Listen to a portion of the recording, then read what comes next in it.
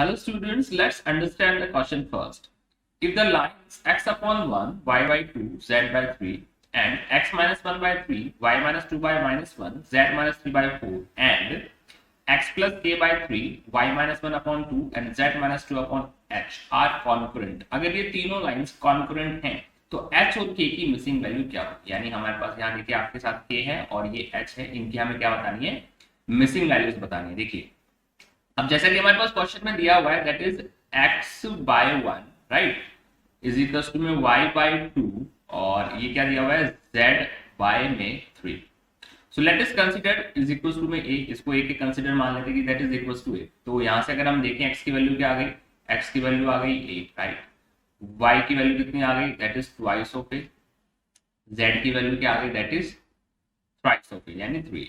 Same है हमारे पास क्या दिया हुआ है x minus 1 upon 3 is equal to में y minus 2 upon minus 1, z minus 3 upon में 4 दैट इज इक्वल्स टू, इसको कंसिडर कर लेते हैं इक्वल्स टू b राइट।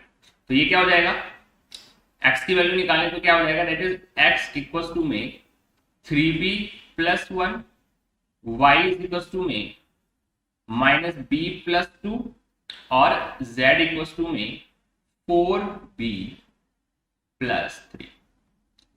अब क्योंकि ये बोला कि जो लाइन है ये कॉन्करेंट है राइट, तो लाइन कॉन्करेंट होने का मतलब क्या हो गया, इन दोनों की वैल्यूज आपस में इक्वल हो सकती है राइट। सो ये क्या हो गया this one is equal to में दिस वन, यानी a इज इक्वल टू में क्या आ गया 3b प्लस 1 राइट।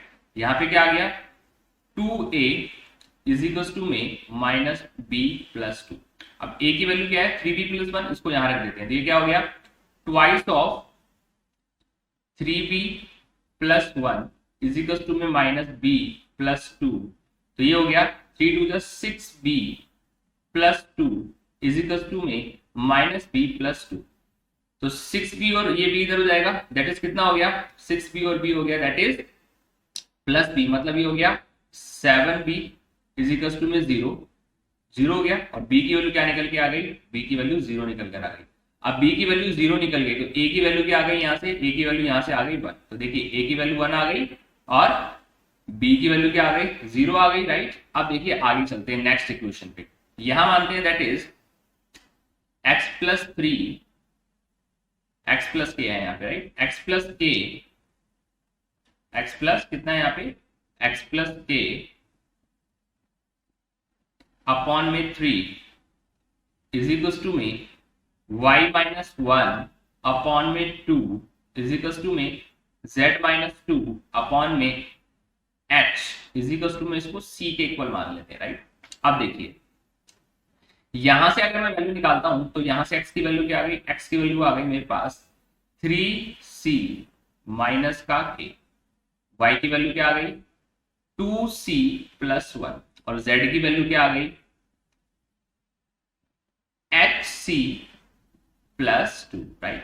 अब ऑब्वियसली बात है कॉन्करेंट है तो इसका मतलब क्या होगा, ये वाली टर्म भी किसके इक्वल होगी, इसके इक्वल होगी राइट, सेम इसी के इक्वल होगी। तो देखिए ये जो टर्म है किसके इक्वल होगी, ये 3b प्लस 1 के इक्वल होगी। तो that is 3c minus k is equal to में 3b प्लस 1। अब b की वैल्यू ऑलरेडी आ चुकी है 0, तो यहां पर ये क्या आ गया, ये आ गया 3c माइनस k इक्वल में 1। तो 3c बराबर में क्या आ गया k आ गया, k की वैल्यू एक तरह से क्या आ गई 3c आ गई राइट। अब यहां देखते हैं सेकंड टर्म क्या है, y यहां पर क्या आ गया हमारे पास दैट इज 2a है और a की वैल्यू क्या है 1, तो यहां पर y की वैल्यू क्या आ गई 2 आ गई। तो 2c प्लस 1 किसके इक्वल आ गया 2c प्लस 1 इक्वल आ गया 2 के, यहां से हमारे पास c की वैल्यू निकल कर आ जाएगी दैट इज 2 में से 1 गया 1 बचा तो c की वैल्यू आ गई 1/2। अब c की वैल्यू 1/2 आ गई, वहां से k की वैल्यू निकाल लेंगे, इसको यहां रख देते हैं।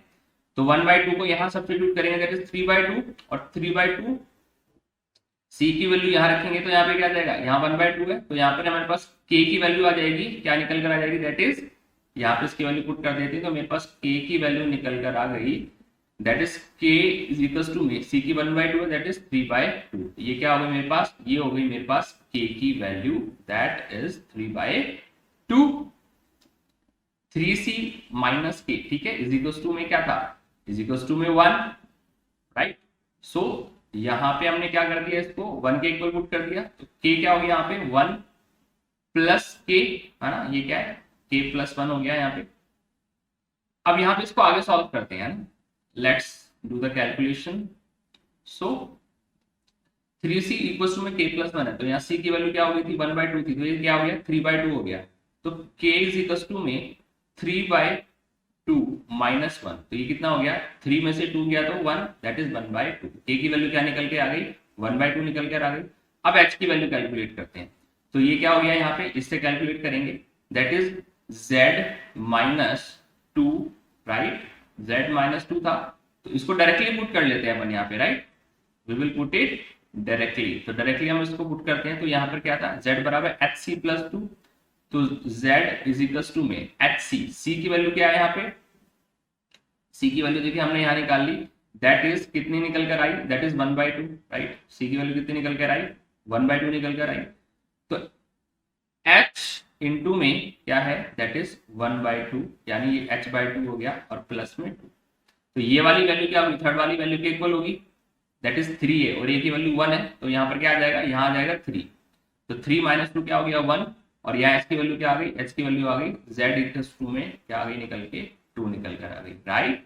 भाई ये वाली वैल्यू जो है कॉन्करेंट है, तो मतलब इसकी x की वैल्यू इसकी x की वैल्यू के इक्वल होगी, इसकी y की वैल्यू इसकी y की वैल्यू के इक्वल होगी, और इसकी z की वैल्यू इसकी z की वैल्यू के इक्वल होगी। तो देखिए k की वैल्यू हमारे पास क्या निकल कर आ गई 1/2, राइट, और यहां पर हमारे पास बात करते हैं h की वैल्यू की, k की वैल्यू तो हमारे पास 1/2 निकल कर आ गई, और यहां से हमारे पास h की वैल्यू क्या निकल कर आ गई, h की वैल्यू हमारे पास यहाँ निकल कर आ गई, that is h is equal to में कितना निकल गया, ये यहाँ पर 2 को हमने उधर भेजा, z की वैल्यू क्या निकल गई यहाँ पे, दैट इज 3, राइट, 3 में से 2 गया 1, और ये क्या आ गई h की वैल्यू 2, तो h की वैल्यू 2 और k की वैल्यू 1/2, यानी option number 4 is the correct answer. Thank you so much. I hope you understand the question.